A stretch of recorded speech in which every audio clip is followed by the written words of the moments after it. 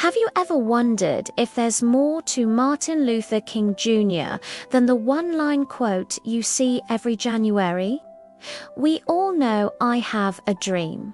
It's beautiful, it's powerful, and it's safe.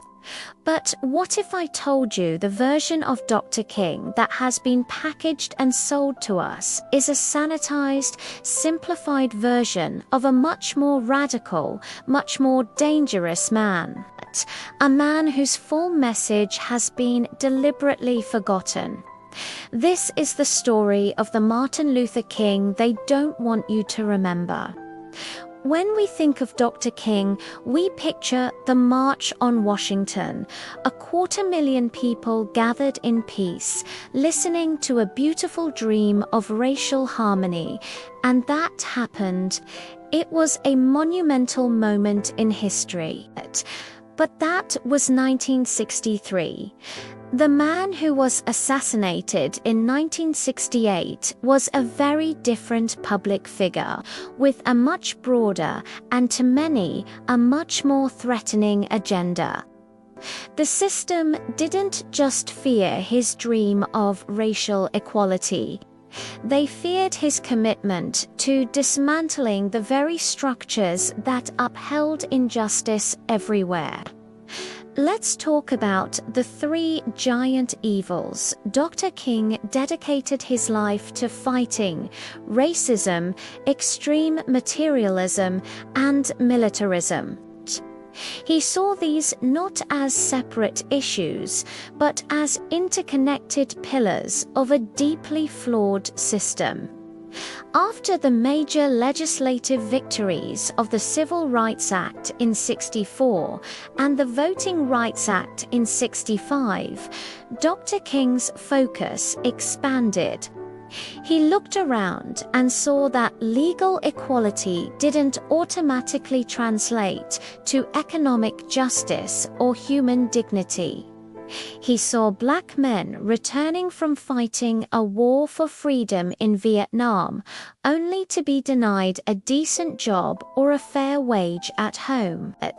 And he started connecting the dots. In a 1967 speech at Riverside Church in New York City, exactly 1 year before his death, he delivered a speech that many consider even more important than I Have a Dream. It was called Beyond Vietnam, a time to break silence. In it, he called the United States government the greatest purveyor of violence in the world today. Think about that. The most celebrated civil rights leader in the nation was calling out his own country's foreign policy on moral grounds. He wasn't just marching against segregation in Alabama anymore. He was challenging the entire military-industrial complex.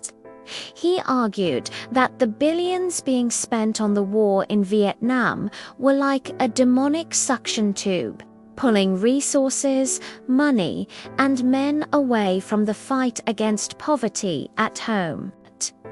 He saw the hypocrisy of sending poor black and white boys 8,000 miles away to fight and die, together for a freedom they couldn't even find in their own segregated neighborhoods. This speech was a turning point. The media, which had once celebrated him, turned on him. The Washington Post wrote that he had diminished his usefulness to his cause, his country, and his people. Even many of his allies in the civil rights movement distanced themselves, fearing that his anti-war stance would alienate President Johnson and jeopardize their progress. But Dr. King stood firm. He believed that you could not separate the fight for civil rights from the fight for human rights. And that peace was not merely the absence of tension, but the presence of justice.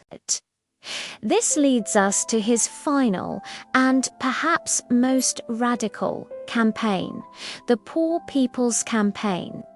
This wasn't just about race anymore. Dr. King was building a multiracial, multi-ethnic coalition of the poor. He planned to bring thousands of impoverished Americans, white, Latino, Native American, to Washington, D.C. They were going to build a resurrection city, a shantytown, on the National Mall to disrupt the functioning of the government and demand an economic Bill of Rights.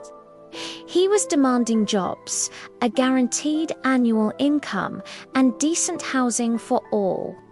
He was, in essence, demanding a fundamental restructuring of the American economy. He said, "It's a crime for people to live in this rich nation and receive starvation wages." This was the real threat. When Dr. King was fighting for the right to sit at a lunch counter, he had the support of many liberal whites. But when he started talking about redistributing wealth, when he started questioning the fundamental principles of capitalism and calling for a radical revolution of values, that support vanished. He was no longer a safe, manageable dreamer. He was a revolutionary. He was challenging the core of American power, its economic and military might. The FBI, which had been monitoring him for years under J. Edgar Hoover, intensified its campaign to discredit him, labeling him a communist and a danger to national security. In the final months of his life, he traveled to Memphis, Tennessee, to support striking sanitation workers. These were black men working in deplorable conditions for poverty wages. They carried signs that simply said, "I am a man." It was a plea for basic human dignity. It was here, on April 3, 1968, that he gave his last prophetic speech. You might know it as the "I've been to the mountaintop" speech. He sounded tired, but resolute. He talked about the threats on his life, but he said he no longer feared any man. He said, "I've seen the promised land. I may not get there with you, but I want you to know tonight that we as a people will get to the promised land." The very next day, on the balcony of the Lorraine Motel, he was assassinated. They silenced his voice, but they couldn't silence his truth. The mainstream narrative quickly snapped back to the safe. Comfortable, I have a dream, King. It was easier to celebrate the dreamer than to confront the revolutionary. It's easier to put his face on a postage stamp than to grapple with his critique of militarism and capitalism. But his message is more relevant today than ever.